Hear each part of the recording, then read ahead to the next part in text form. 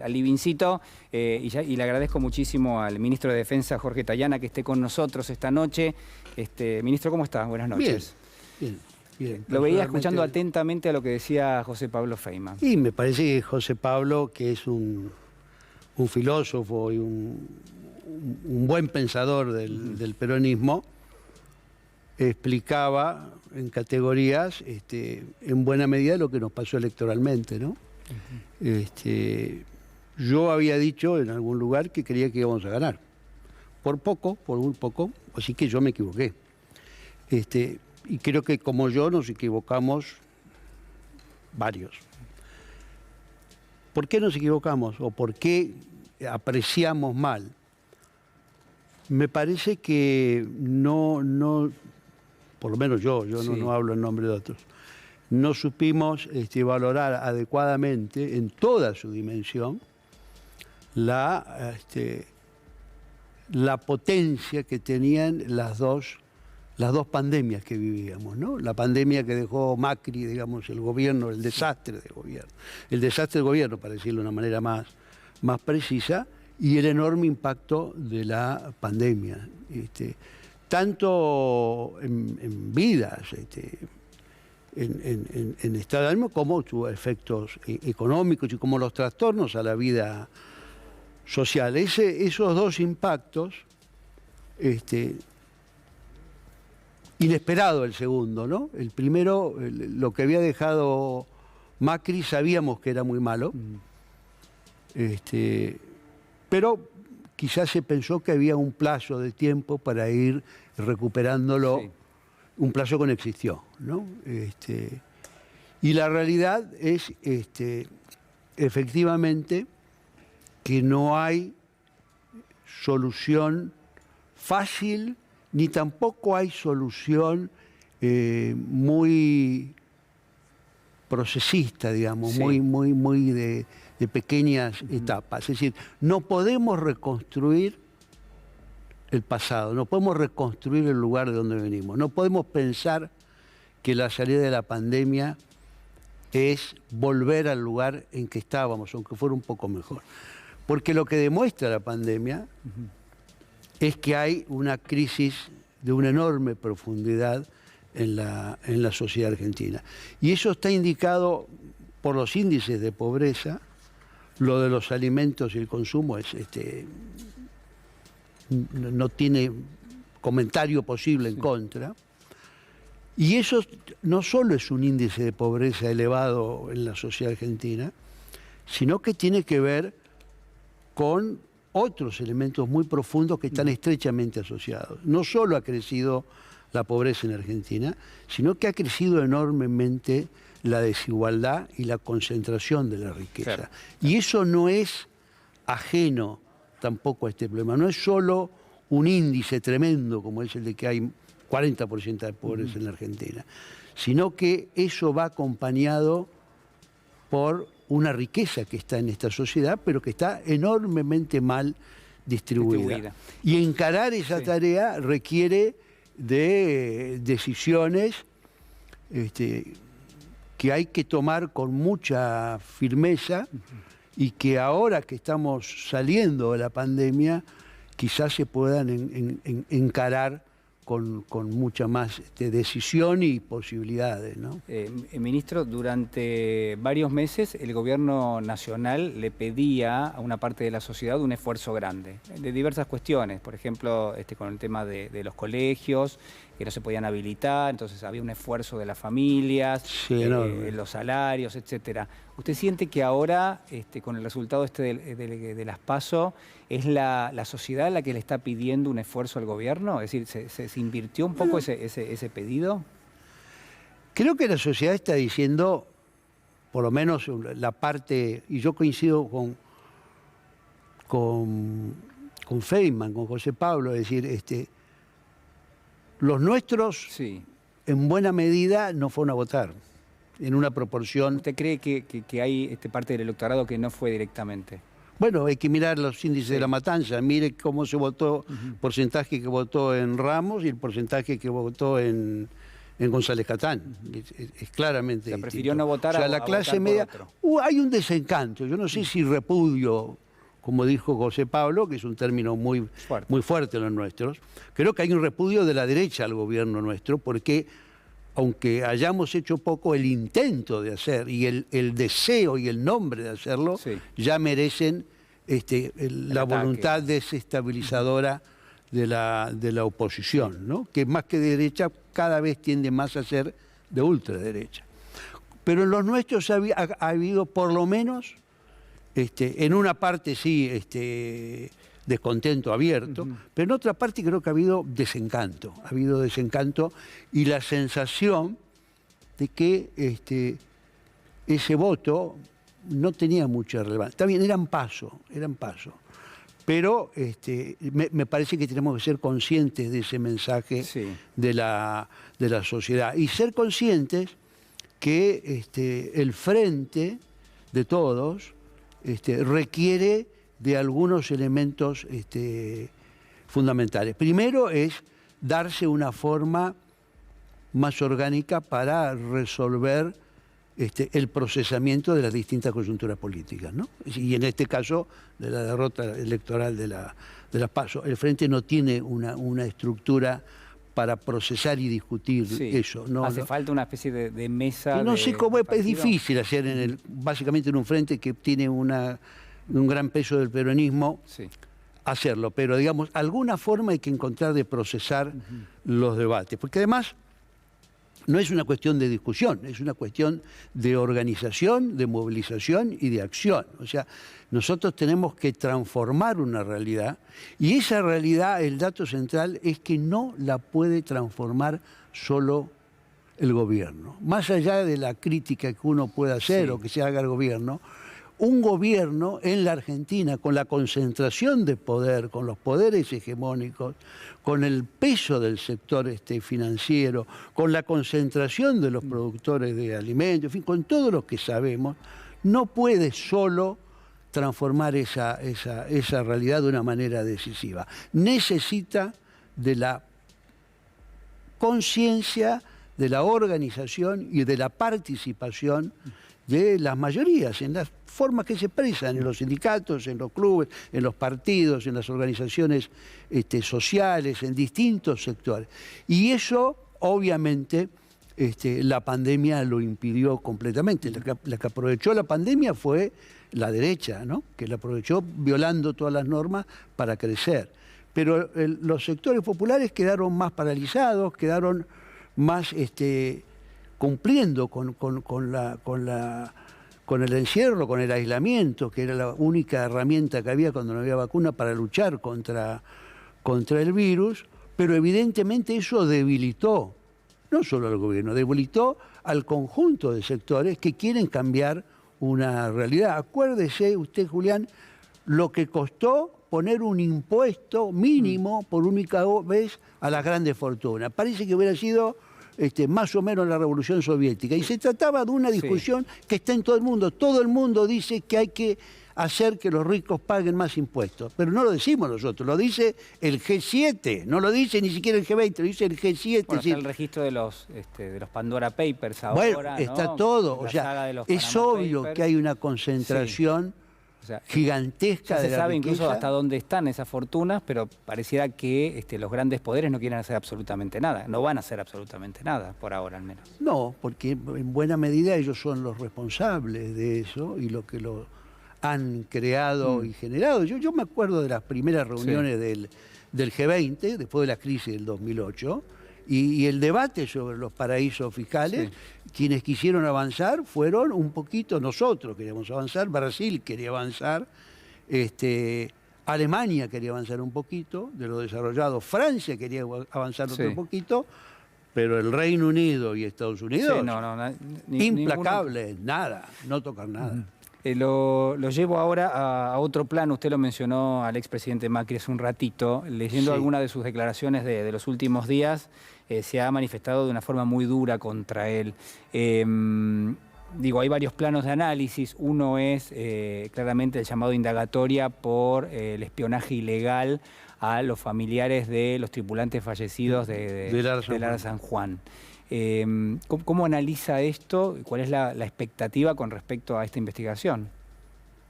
Mire, es una investigación que se inicia con una denuncia penal de la interventora de la AFI. Sí.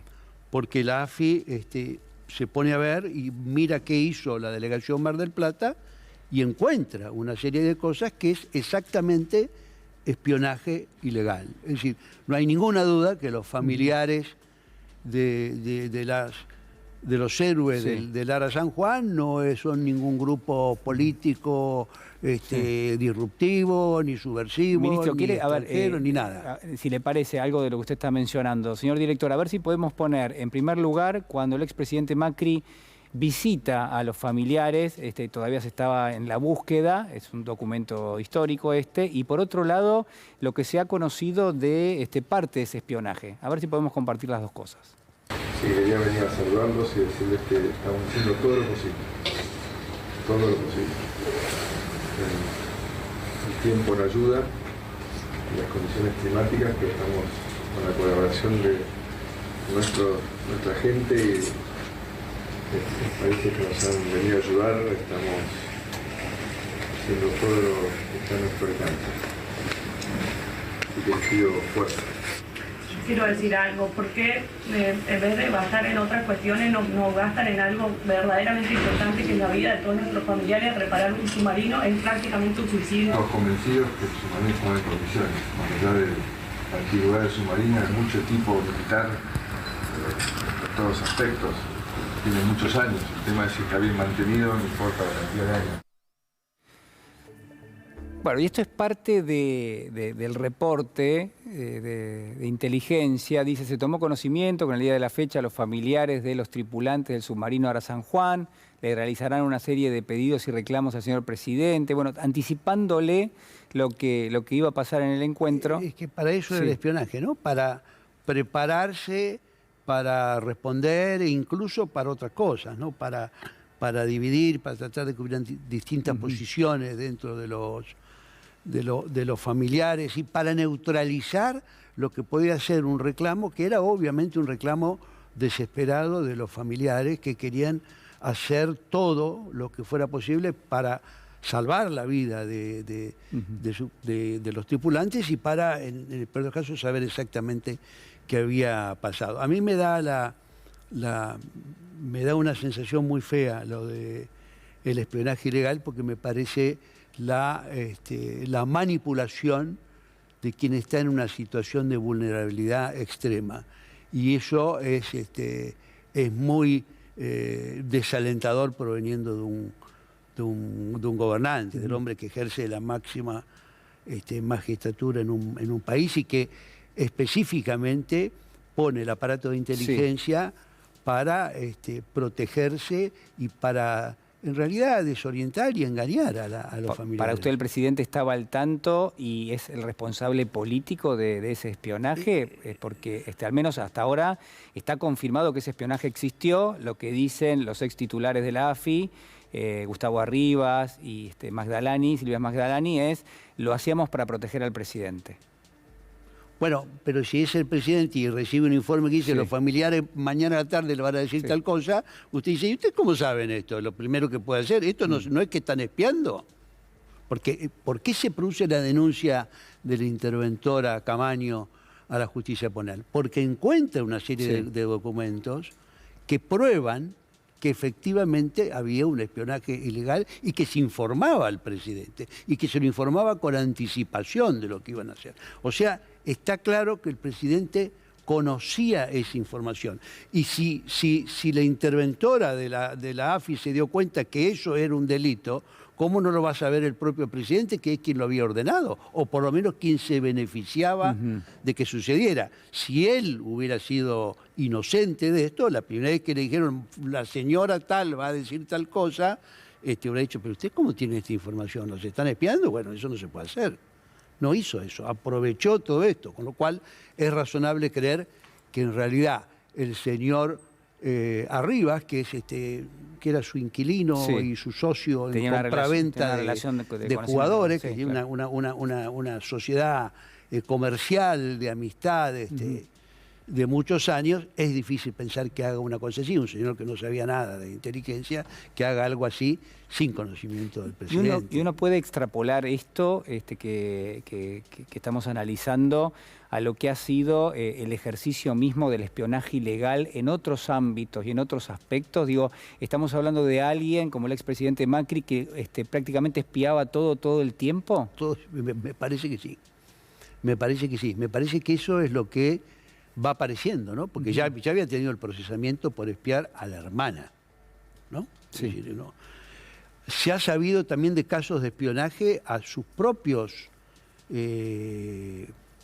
miembros del partido, ¿no? A Rodríguez Larreta, a los otros. Es decir, él se ve que ha realizado el espionaje como un elemento más de la información. Es decir, la reunión de información como un elemento para la acción. Ahora, eso viola la ley en la Argentina si lo realiza el presidente de la República y si se realiza sin autorización judicial. Eso está claro, digamos. Y eso él ya lo sabía porque había estado procesado por el caso de su hermana, pero sin embargo continuó con la práctica. Indudablemente el hombre considera que ese respeto a la ley no es algo importante o no es algo que le toque a él, sí, porque él probablemente piensa que está por encima de la ley, ¿no?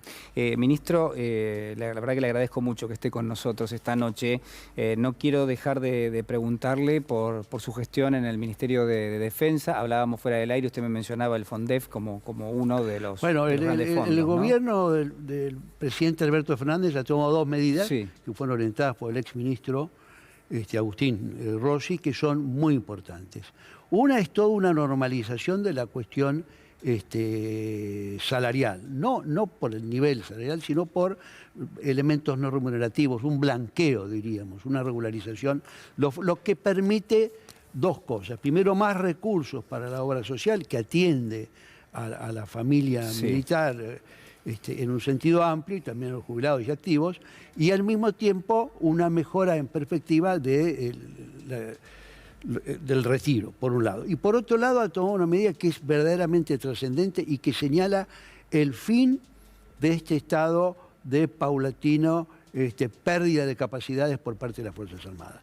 Se creó por ley el FONDEF, que es el Fondo de Defensa, que comienza a ser el 0,55 de lo recaudado por el Estado y va creciendo paulatinamente y hasta llegar al 0,80 y pico. En este primer año fueron 33.000 millones de pesos lo que se puso en ese fondo y que ya incluso después de comenzado el año. El año que viene hay 60 y pico de mil millones de pesos para avanzar en el fondo. Y eso está permitiendo un desahogo y una recuperación de capacidades. Y nos va a permitir ir ordenando, porque al mismo tiempo que se hizo eso, se han fijado, lo fijó el presidente, en los lineamientos políticos estratégicos para la defensa. Y eso inicia un ciclo de planeamiento de defensa que va a hacer que en la Argentina tengamos en un par de años, quizás no 2 o 3, porque es un proceso más paulatino, pero una recuperación grande de capacidades, de material, de adiestramiento, de tecnología. Ahora todos sabemos que el tema de la comunicación, que el tema de la ciberdefensa, que el tema de los instrumentos no tripulados, hay que incorporar tecnología todo el tiempo, segundo ¿no? radar, eso se está comenzando a hacer de manera paulatina, pero sí se está haciendo y hay un horizonte de desarrollo. Mire, yo estuve el sábado viendo unos ejercicios que recién van a terminar mañana, que son unos ejercicios muy grandes, más de 3.000 hombres participaron en los ejercicios de ejército. Son estos, se hicieron en Jujuy y en Salta.